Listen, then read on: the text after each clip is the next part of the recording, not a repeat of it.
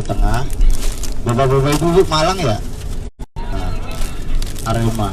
Kalau saya dari Rembang, Jawa Tengah, alhamdulillah dengan izin Allah saya berada di kota suci Mekah Al-Mukarramah dari tahun 2009 untuk thalawul ilmi. Alhamdulillah selesai 2016 dan alhamdulillah pula Allah masih mengizinkan bisa tetap mukim di Mekah sampai saat ini. Baik bapak-bapak, ibu-ibu yang dirahmati Allah Subhanahu wa taala.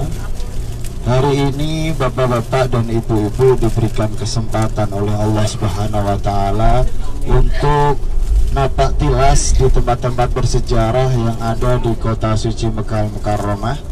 Dari tadi saya perhatikan bapak-bapak ibu-ibu semangatnya Masya Allah tabarakallah. Semangatnya ini untuk city tour, ziarah atau jalan-jalan? Ziarah. Ziarah. Semuanya ya. Tapi saya harapkan semoga yang pertama adalah untuk napak tilas. Ya, untuk napak tilas. Kita tujuan di Mekah Al-Mukarramah ini pastinya untuk ibadah. Apalagi ibadah kita dilipat gandakan menjadi 100.000. Jangan banyak aja Pak. 100.000. Udah dipatokin 100.000 kali lipat. Udah pernah ke Madinah belum? Belum. Hah? Belum. Ini kloter berapa sih? Dua terakhir. Berarti belum ke Madinah ya? Belum ziarah ke makam Rasulullah. Kalau di Mekah Al-Mukarramah, pahala bapak-bapak ibu-ibu terutama sholatnya ini dilipat gandakan 100.000 kali lipat. Kalau di Madinah 1.000 kali lipat. Yang perlu saya tegaskan, mungkin di hadisnya masyhur kalau pahalanya itu dilipat gandakan 100.000 kali lipat. Tetapi orang-orang kadang lupa yang dilipat gandakan itu tidak cuma pahalanya saja, ya, dosanya juga dilipat gandakan supaya adil. Kalau semua yang dilipat gandakan cuma pahalanya saja 100.000 kali lipat, terus dosanya masih tetap satu, ya pasti banyak orang yang menyepelekan. Makanya di Mekah Al-Mukarramah ini, makanya pesennya itu ketika di tanah haram, baik itu Mekah ataupun Madinah, itu harap berhati-hati jika melakukan sesuatu yang berhubungan dengan dosa apapun itu, karena dosanya juga dilipat gandakan.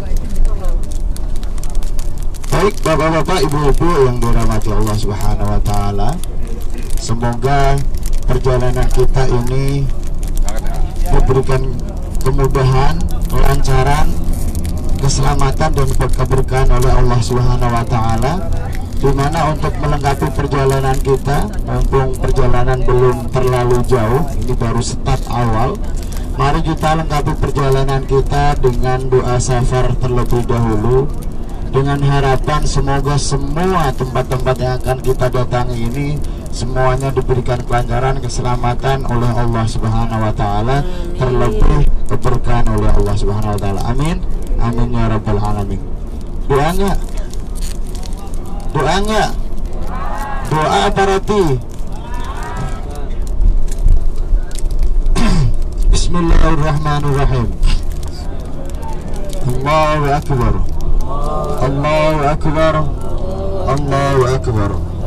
Subhanalladzi sakhkhara lana hadha wa ma kunna lahu mukrinin wa inna ila rabbina lamunqalibun. Allahumma inna nas'aluka fi safarina hadha al-birra wat-taqwa wa minal amali ma tardu.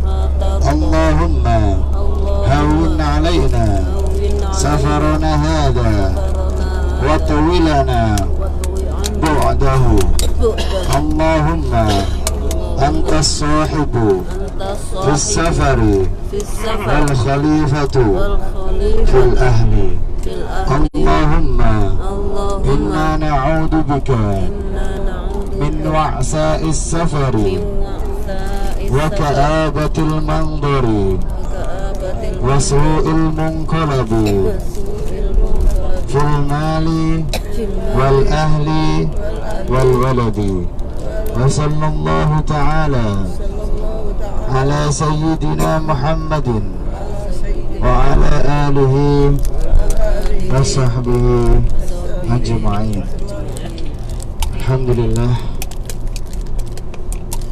Semoga dengan barokah doa safar itu bapak-bapak ibu-ibu tambah semangat, tambah barokah perjalanan kita di pagi hari ini sampai nanti selesai.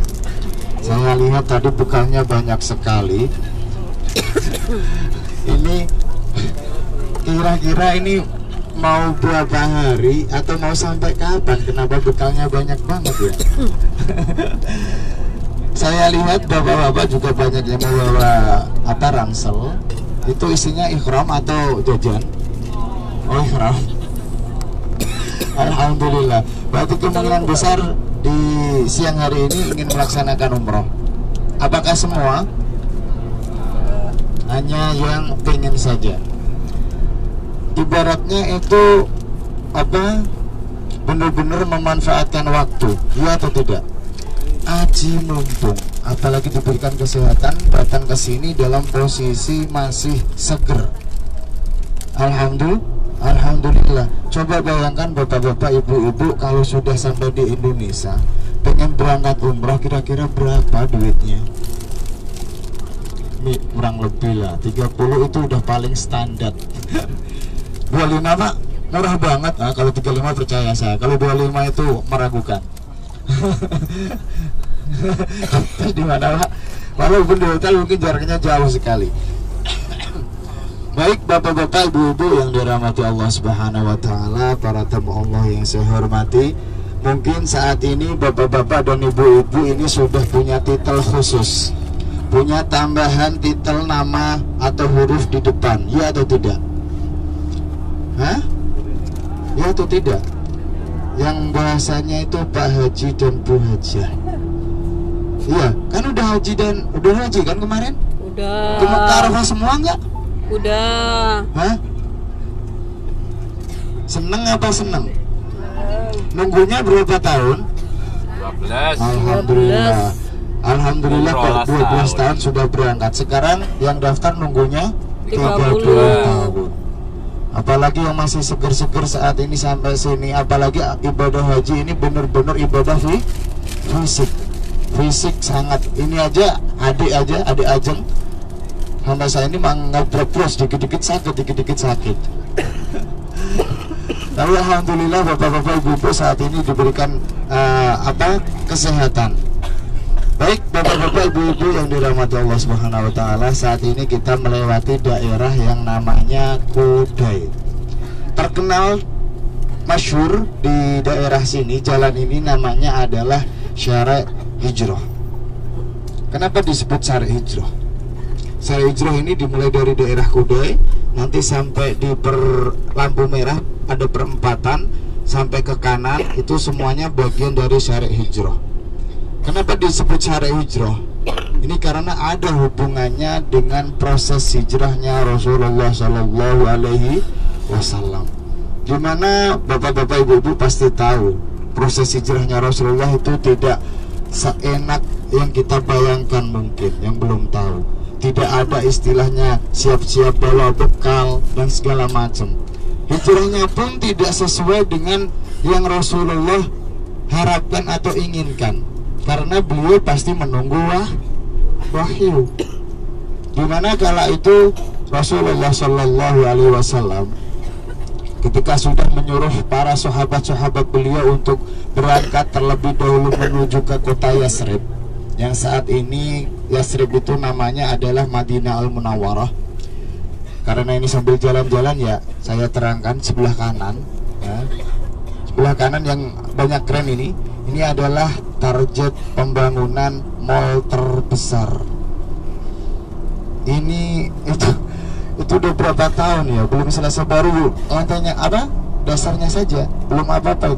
Itu targetnya nanti mall terbesar di Mekah. Kalau kamar hotel terbanyak itu ada di Jeddah. Ini juga masih proses. Intinya nggak apa-apa ya ceritanya sambil diiringi cerita yang ada di Arab Saudi ya, buat tambahan pengetahuan atau tambahan ini. Bahwasanya Arab Saudi saat ini semenjak pergantian raja, memang raja saat ini hanya berstatus nama. Raja sekarang siapa namanya? Nah, itu hanya berstatus nama. Kalau yang mengelola semuanya itu yang sudah disebutin Bapak itu tadi. Jangan sebut merek kalau di sini ya. Singkat saja MBS. Jadi semua Mekah, Madinah, seluruh Arab Saudi yang mengelola itu putra mahkotanya. Yang dimana dulu ketika pengangkatan putra mahkota itu sempat terjadi konflik di dalam kerajaan karena Salman masih punya adik. Harusnya kalau punya adik, yang kalau dia sudah meninggal yang jadi raja harusnya adiknya, malah Salman ngangkat putra mahkota MBS. Sebelah kanan Bapak-bapak, ibu-ibu bisa melihat inilah tempat pengemasan air Zam-Zam yang nanti akan itu pas di lorong sana yang kotak gede itu, bukan tandon, pengemasan yang ada galon 5 liter sama 10 liter yang bertuliskan Ma'u Zam-Zam atau air Zam-Zam water yang biasanya dikasih ke jamaah haji ataupun jamaah umrah. Sekarang yang dapat air Zam-Zam boleh dibawa di pesawat itu hanya jamaah haji dan jamaah umrah. Saya sendiri yang status mukim kalau pulang kan pasti beli tiket atau lihat visa. Itu kalau bawa Zam-Zam nggak boleh. Pokoknya Zam-Zam hanya boleh dibawa Duyufur Rahman. Kalau mukimin seperti saya di sini, kalau pulang nggak boleh bawa Zam-Zam. Tapi ya pakai akal sendiri karena statusnya bukan jamaah haji, pasti koper nggak terlalu ketat. Masa dia pulang dari Mekah nggak bawa Zam-Zam, kan kebangetan. Biasanya saya masukkan ke dalam koper bagasi. Tapi kalau jamaah haji sangat-sangat ketat sekali, nggak boleh dimasukkan ke dalam koper bagasi Zam-Zamnya. Untuk beritanya saat ini mungkin jamaah haji dapat 10 liter. Cepet banget sih. Udah dijawab duluan. Alhamdulillah tahun kemarin cuma dapat 5 liter. Tapi memang untuk urusan Zam-Zam yang dalam koper itu sangat ketat sekali. Tapi memang ada, mungkin nggak tahu itu dia pas masukin Zam-Zam dalam koper pakai ada aja yang lolos. Terus rezekinya mungkin. Baik, saat ini kembali ke sejarah. Tadi kita ngelewatin jalan ini, yang jalannya namanya adalah Jalan Sari Hijrah atau Jalan Hijrah, dimana saat ini kita juga akan menuju ke salah satu gunung. Gunung ini juga ikut menjadi saksi proses hijrahnya Rasulullah Shallallahu Alaihi Wasallam, yaitu Jabal Sur. Mungkin bapak-bapak, ibu-ibu saat ini belum bisa melihat tempat yang akan dijadikan tempat rekreasinya jamaah haji ataupun umrah di Jabal Sur itu. Sekarang lagi renovasi, lagi pembuatan. Saya dengar-dengar katanya juga, entah itu benar atau tidak, nanti Jabal Sur sama Jabal Nur akan dibikinin apa bahasanya, pokoknya kalau pengen naik gampang gitu loh Pak. Bukan tangga, kalau tangga mah sekarang ada selain eskalator yang lebih canggih kayak kereta gantung itu loh. Keren. Pokoknya kereta dia pakai mesin. Kalau eskalator kan terlalu tinggi sih. Jabal Sur itu kita naik itu kurang lebih membutuhkan waktu 1,5 jam. Itu Jabal Sur. Sekarang enak, Jabal Sur sama Jabal Nur udah lengkap dari bawah sampai atas, ada tangganya, ada anak-anak tangganya. Dulu zaman Rasulullah kan nggak ada. Nah, nanti kita akan melihat Jabal Surnya. Dan yang jelas dulu ketika Rasulullah SAW ini mau hijrah, nunggu perintah Rasulullah, ini kala kafir Quraisy ini sudah nggak nyaman sekali dengan Nabi Muhammad ketika menyebarkan agama Islam. Abu Jahal ini mengadakan sebuah rapat khusus di salah satu tempat yang terkenal dengan Darun Nadwa. Di Darun Nadwa ini Abu Jahal memanggil seluruh kepala-kepala suku untuk mengadakan musyawarah, di mana pembahasannya gimana caranya menghentikan Nabi Muhammad supaya tidak menyebarkan agama Islam. Dikala itu ada yang menyarankan supaya Nabi Muhammad langsung dibuang aja di